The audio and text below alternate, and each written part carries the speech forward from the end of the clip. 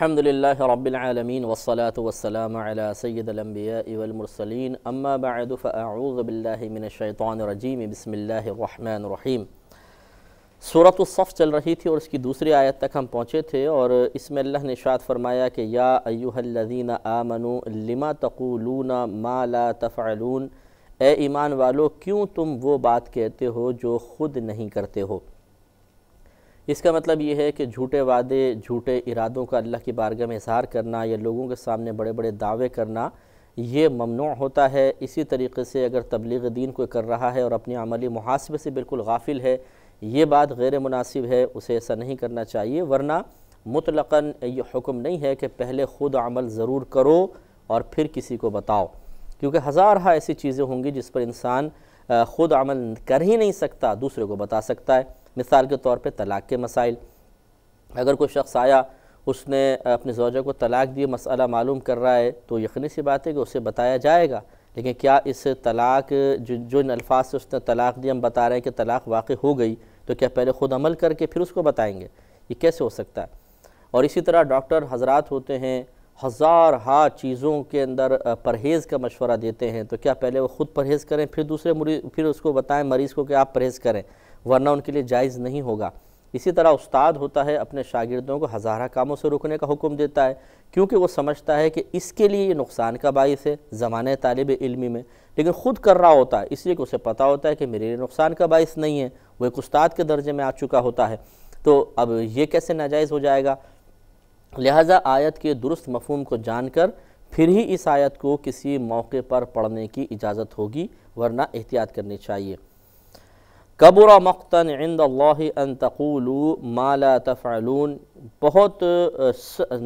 سخت ناپسند بات ہے اللہ تعالیٰ کو کہ وہ بات کہو جو کرتے نہیں ہو۔ یہ بات اللہ کو بہت سخت ناپسند ہے کہ وہ ایسی بات تم کہو کہ جو خود نہیں کرتے ہو، اور انہی مفہومات کے ساتھ جو میں نے آپ کو بتائی۔ ان اللہ یحب الذین یقاتلون فی سبیلہ صفا، بے شک اللہ تبارک و تعالی محبوب رکھتا ہے ان لوگوں کو جو جنگ کرتے ہیں اس کے راستے میں صف باندھ کر، کأنہم بنیان مرصوص، گویا کہ وہ ایک ایسی عمارت ہیں جو سیسہ پلائی ہوئی ہے، یعنی سیسہ پلائی ہوئی دیوار کی مانند ہے، کہ جب پہلے دور میں ایسی ہوتا تھا، جنگیں ہوتی تھی، صفوف قائم کی جاتی تھی، ایک صف لڑتی تھی، پھر ان میں کوئی زخمی ہوتے ہوئے ہٹتی، دوسری صف آگے بڑھ جایا کرتی تھی، اور اس طریقے سے وہ ان کو آگے بڑھنے سے روکا جاتا تھا، اور اگلی صف جتنی مضبوط ہوتی تھی اور جتنی دیر تک قائم رہ سکتی تھی اتنا ہی دشمن کمزور پڑتا تھا اور ان کے حوصلے پست ہوتے تھے۔ تو سیسہ پلائی ہوئی دیوار کا مطلب کہ کوئی اس کو توڑ کر آگے نہ آ سکے، مضبوط ترین دیوار، تو ایسی صفوف قائم کی جاتی تھیں پہلے جنگوں میں۔ تو اللہ تبارک و تعالیٰ کو اس طرح کے لوگ پسند ہیں کہ جو دشمن کے مقابلے میں سیسہ پلائی ہوئی دیوار بن جائیں۔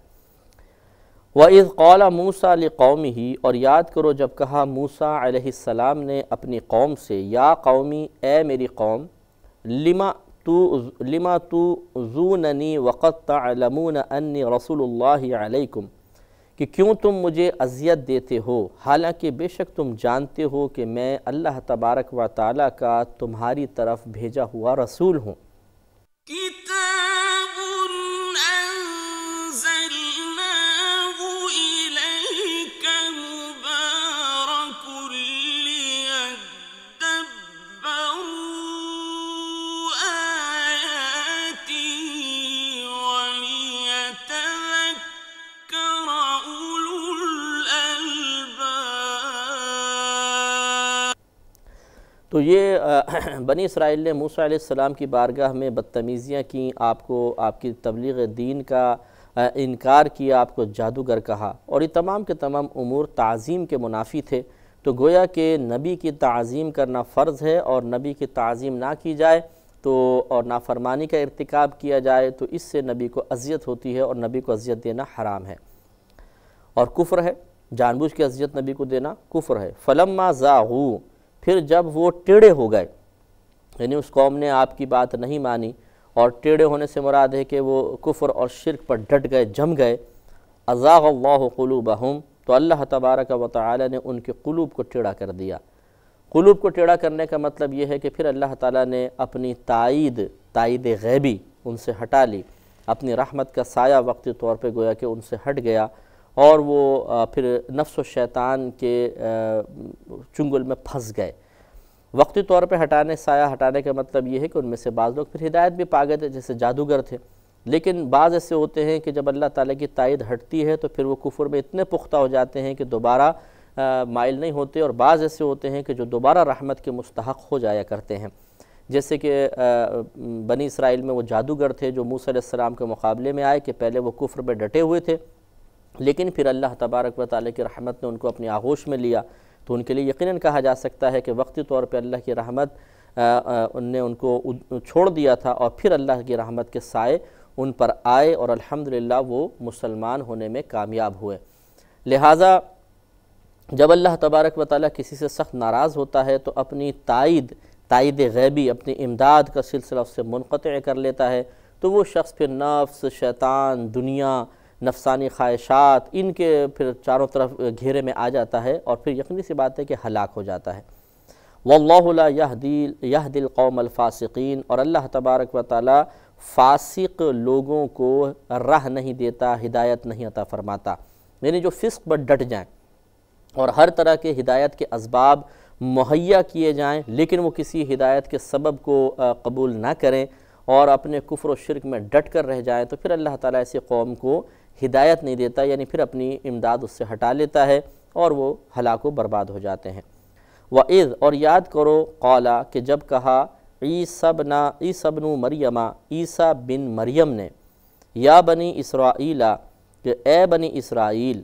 انی رسول اللہ الیکم، بے شک میں اللہ کا رسول ہوں تمہاری طرف۔ پہلے موسیٰ علیہ السلام کا تذکرہ تھا، اب عیسیٰ علیہ السلام کا تذکرہ ہے،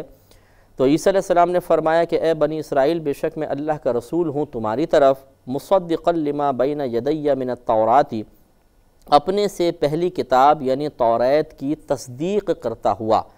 یعنی میں تصدیق اس حال میں تمہارے پاس آیا ہوں کہ میں تصدیق کرنے والا ہوں اس کتاب کی جو مجھ سے پہلے تھی، یعنی توریت۔ معلوم یہ ہوا کہ توریت اور انجیل کے مضامین میں تضاد ہو ہی نہیں سکتا،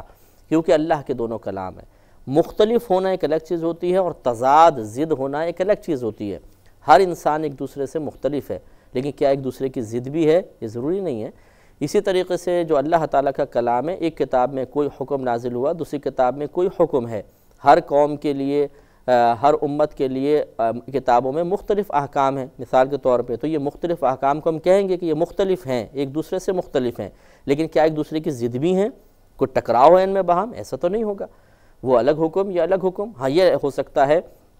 کہ بعض اوقات ایک حکم ایک مدت کے لیے ہوتا ہے، پھر اگلی شریعت اس کو منسوخ کر دیتی ہے، تو یہ ٹکراؤ نہیں۔ اگر وہ اپنے مقام پہ قائم رہے، یہ اپنے مقام پہ اس امت میں قائم رہے، تو ٹکراؤ ہے۔ ایک حکم کو اللہ تبارک و تعالی منسوخ فرما دیا کرتا ہے، اور یہ اشارہ اس طرف نہیں ہوتا کہ وہ اس میں کوئی نقص تھا، کمی تھی، بلکہ اشارہ اس طرف ہوتا ہے کہ اس حکم پر عمل کی مدت ختم ہو گئی،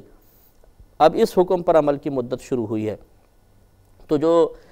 نسخ کیا جاتا ہے یا ناسخ ہوتا ہے، یہ صرف اس بات کی خبر دینے کے لیے آتا ہے کہ سابقہ حکم کی مدت تمام ہو گئی اور اب نئے حکم کی مدت کا آغاز ہوا ہے۔ غرض ہے کہ عیسیٰ علیہ السلام نے ایک بہترین دلیل فراہم کی کہ میں تو اسی کتاب کی تصدیق کرتا ہوا آیا ہوں جو پہلے تمہارے پاس تھی، وہ توریت تھی۔ تو لہٰذا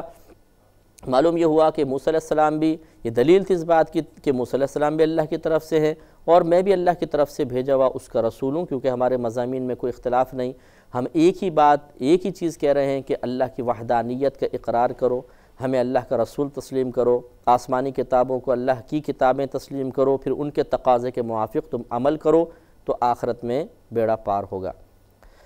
وَمُبَشِّرًا بِرَسُولٍ، اور خوشخبری سنانے والا ہوں، برسول، ایک ایسے رسول کی، یأتی من بعدی، جو آئے گا میرے بعد، اسمہ احمد، اس کا نام احمد ہے۔ تو یہ دیکھیں عیسیٰ علیہ السلام نے واضح طور پر اپنی قوم سے فرما دیا تھا کہ میں تمہیں ایک رسول کی بشارت دیتا ہوں جو میرے بعد تشریف لائیں گے، اور ان کا نام احمد ہوگا۔ اتنا واضح طور پہ بیان کر دیا، نبی کریم صلی اللہ علیہ وسلم کی مکمل طور پہ واضح طور پہ اپنی قوم کو خبر دے دی، اور یہی سینہ بسینہ منتقل ہو کر آگے بڑھتی رہی تھی۔ اسی طرح موسیٰ علیہ السلام نے خبر دی تھی تو دیگر لوگوں میں بھی یہ خبر منتقل ہوتی چلی جا رہی تھی۔ فلما جاءہم بالبینات، پھر جب آئے یعنی نبی کریم صلی اللہ علیہ وسلم، وہ رسول جن کی حضرت عیسیٰ علیہ السلام نے بشارت دی تھی، وہ رسول آئے ان کے پاس بالبینات، واضح نشانیوں کے ساتھ، قالوا، تو انہوں نے کہا کہ ھذا سحر مبین، یہ تو کھلا جادو ہے۔ معاذ اللہ ثم معاذ اللہ، عیسیٰ علیہ السلام کی تلقین بھی قبول نہیں کی، عیسیٰ علیہ السلام کی بات بھی نہیں مانی۔ تو اس سے ذرا غور و تفکر، یہ مقام بہت غور و تفکر کا ہے کہ خود عیسیٰ علیہ السلام جس نبی کی بشارت دے رہے ہیں، اس نبی کو نبی نہ ماننا اور اس کے دین کو اختیار نہ کرنا، یہ گویا کہ عیسیٰ علیہ السلام کی بات کا ہی انکار کرنا ہے، ان کو جھٹلانا ہے، اور یہ قطعاً غیر مناسب ہے۔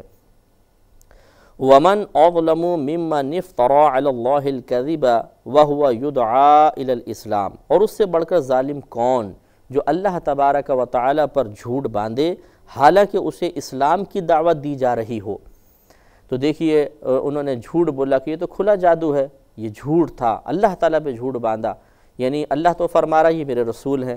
اور کہنے والا معاذ اللہ ثم معاذ اللہ کہہ رہا ہے کہ نہیں یہ کھلا جادو ہے، تو یہ اللہ کو جھٹلانا ہی ہوا نا۔ اگر آپ کے والد کہیں بیٹے تمہارے چچا ہیں، اور آپ کو کہ نہیں میرے چچا نہیں ہیں، تو آپ نے والد کو جھٹلا دیا، ان کی تصدیق نہیں کی، تو آپ اس کا مطلب والد کو جھٹلا دیا۔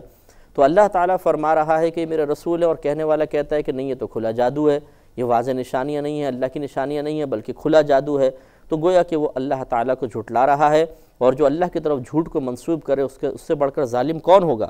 حالانکہ اسے اسلام کی دعوت دی جا رہی ہو۔ تو معلوم یہ ہوا کہ جو اسلام کی دعوت کا رد کرے اس وجہ سے کہ ہم رسول کو نہیں مانتے، ہم قرآن کو نہیں مانتے، تو وہ اللہ کی طرف جھوٹ منسوب کر رہا ہے، اور وہ بہت بڑا ظالم ہے۔ اس پر بہت ہی ضروری ہے کہ توجہ کی جائے۔ کتاب انزلناہ الیک مبارک لیدبروا آیاتہ ولیتذکر اولو الالباب۔ آیت ویسے تو اپنے نزول کے اعتبار سے خاص ہے، لیکن حکم کے اعتبار سے عام ہے۔ اس میں ہر اس شخص کے بارے میں اللہ تبارک و تعالیٰ نے کلام فرما دیا، یا یہ اس کے تحت ہر وہ شخص آ جائے گا جو اللہ کی طرف کسی بھی لحاظ سے جھوٹ منسوب کرے۔ اس لیے بہت ہی احتیاط کرنی چاہیے۔ بعض ہمارے بھائی اور بہن مسلمان ہوتے ہیں، عام طور پہ آپس میں بحث کرتے ہوئے اپنی بات کو مضبوط اور پختہ کرنے کے لیے بغیر تصدیق کے کہہ دیتے ہیں اور یہ تو قرآن میں آیا ہے، اللہ نے ایسا فرمایا ہے، قرآن میں آیا ہے، اللہ نے ایسا فرمایا ہے، حالانکہ انہیں خود نہیں پتہ ہوتا اور وہ غلط چیز قرآن کی طرف منسوب کر رہے ہوتے ہیں، تو یہ بھی اللہ کی طرف جھوٹ باندھنا ہے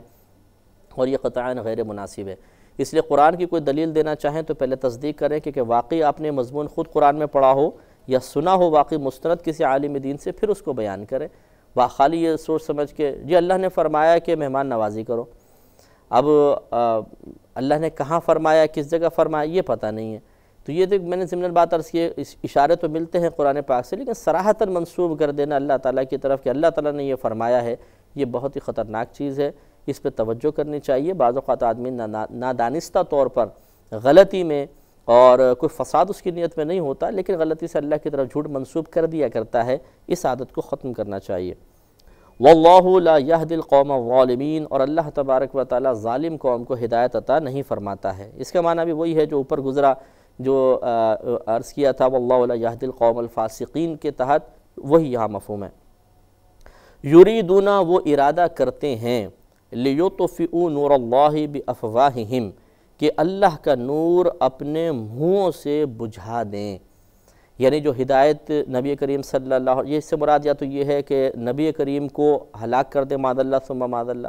یا جو دین کا نور، اسلام کی روشنی اللہ تبارک و تعالی نے اپنے حبیب کے ذریعے عام فرمانے کا ارادہ فرمایا ہے، یہ اپنی افواہوں کے ذریعے اور جھوٹی بات اللہ کی طرف منسوب کرنے کے ذریعے اس کو ختم کر دے، اس چیز کا ارادہ کرتے ہیں۔ جیسے اللہ نے اپنے رسول کو رسول فرمایا، قرآن اللہ تعالیٰ کی کتاب، لیکن کہتے تھے کہ نہیں یہ رسول معاذ اللہ ثم معاذ اللہ غلط ہیں، جھوٹے ہیں، اور اپنے پاس سے گھڑ کر کتاب لائے ہیں وغیرہ وغیرہ۔ تو یہ اللہ نے ارشاد فرمایا کہ وہ چاہتے ہیں کہ اللہ کا نور اپنے منہوں سے بجھا دیں۔ واللہ، حالانکہ اللہ تبارک و تعالی متم نورہ، اپنے نور کو مکمل کرنے والا ہے، اسلام کا نور پھیل کر رہے گا اور قیامت تک پھیلتا رہے گا، اور اگر قیامت قائم ہوگی بھی تو ان نور والوں پر قائم نہیں ہوگی بلکہ صرف کفار پر قائم ہوگی۔ لہٰذا اللہ تعالیٰ اپنے نور کو ضرور مکمل کرے گا۔ اس سے معلوم یہ ہوا کہ اسلام مٹنے کے لیے نہیں آیا، اسلام تو بڑھنے اور پھیلنے کے لیے آیا ہے۔ تو اسلام کو مٹانے کی کوئی بھی سازش کبھی بھی 100% کامیاب نہیں ہو سکتی۔ جزوی کامیابی ایک الگ چیز ہوتی ہے، کسی علاقے میں کامیابی ہو گئی، کسی مقام پہ اسلام کا نام ختم کر دیا گیا اس علاقے سے، یہ ہو سکتا ہے، لیکن اجتماعی طور پر کلی طور پر یہ ہرگز نہیں ہو سکتا، کیونکہ اللہ تعالیٰ اپنے نور کو مکمل فرمائے گا۔ وَلَوْ كَرِهَ الْكَافِرُونَ، اگرچہ کفار برا محسوس کریں،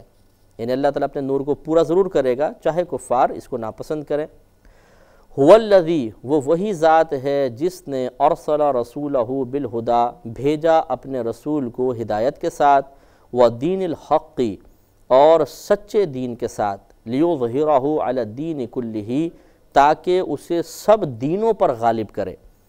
تو دیکھیے یہ صریح آیت ہے اس بارے میں کہ اب اسلام کا ہی تمام ادیان پر غلبہ ہونا چاہیے، اسلام ہی فوق دین ہونا چاہیے، کیونکہ اس میں مکمل تعلیمات ہیں۔